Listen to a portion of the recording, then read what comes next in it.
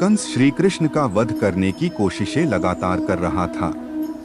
इसी कारण उसने अपनी बहन समान पूतना को बुलाया और उसे आज्ञा दी कि आकाशवाणी के अनुसार मेरी हत्या करने वाला मथुरा में है, तुम उसका वध किसी भी तरह कर आओ। पूतना भी कंस को अपना भाई मानती थी, इसलिए कहने लगी, आप परेशान न हो, अगर मेरे प्राण देकर भी आपका शत्रु मृत्यु को प्राप्त हो तो मैं यह करूंगी। इतना कहकर वह वहां चली जाती है। पूतना ढूंढते हुए मां यशोदा के घर पहुंच जाती है। एक ब्राह्मणी का रूप धारण कर वह अंदर प्रवेश करती है और यशोदा से कहती है, मैं एक सिद्ध और तपस्वी ब्राह्मण की पत्नी हूँ और मुझे सिद्धियाँ प्राप्त हैं कि अगर मैं किसी भी बच्चे को आशीर्वाद दूं तो वह किसी भी तरह से विफल नहीं हो सकता, और मुझे पता चला है कि आपके घर किसी महान आत्मा ने जन्म लिया है, इसलिए मैं उसे आशीर्वाद देने आई हूँ। बस इतना कहते ही माँ यशोदा ने श्री कृष्ण को पूतना की गोद में दे दिया और कहने लगी, ये लीजिए, मेरे पुत्र को आशीर्वाद दीजिए। वह इस बात से अनजान की ब्राह्मणी का रूप धारण किए यह पूतना राक्षसी है। वह श्री कृष्ण को पूतना की गोद में दे देती है।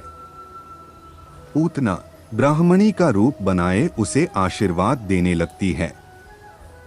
आशीर्वाद देते समय वह कहती है, सुनिए, मुझे एक और सिद्धि भी प्राप्त है कि मेरे स्तनों में अमृत है, अगर मैं किसी को स्तनपान करवाऊं तो वह अमर हो जाता है। यशोदा माँ कहती हैं, हाँ जरूर, अगर आप ऐसा कर सकती हैं तो जरूर मेरे पुत्र को स्तनपान करवाकर अमर बना दो। पूतना श्री कृष्ण को गोद में लिए उसे स्तनपान करवाती है, लेकिन तभी पूतना अपना विकराल डरावना रूप धारण कर और हाँ हाँ करती उड़ जाती है। माँ यशोदा पर तो जैसे बिजली टूट पड़ती है। चिल्लाते हुए यशोदा माँ उसी तरफ भाग जाती है जिस तरफ पूतना श्री कृष्ण को लेकर उड़ जाती है।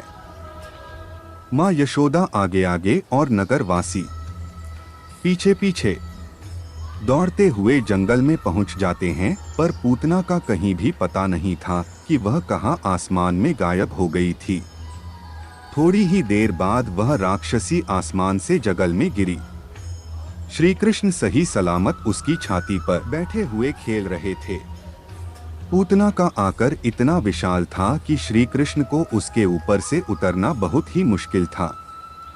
जैसे तैसे करके नगरवासियों ने कान्हा को नीचे उतरा और यह देख सभी हक्के बक्के थे कि इतनी बड़ी राक्षसी को कान्हा ने कैसे मारा, और इतना ऊपर से नीचे गिरने पर कान्हा को एक खरोच तक नहीं आई।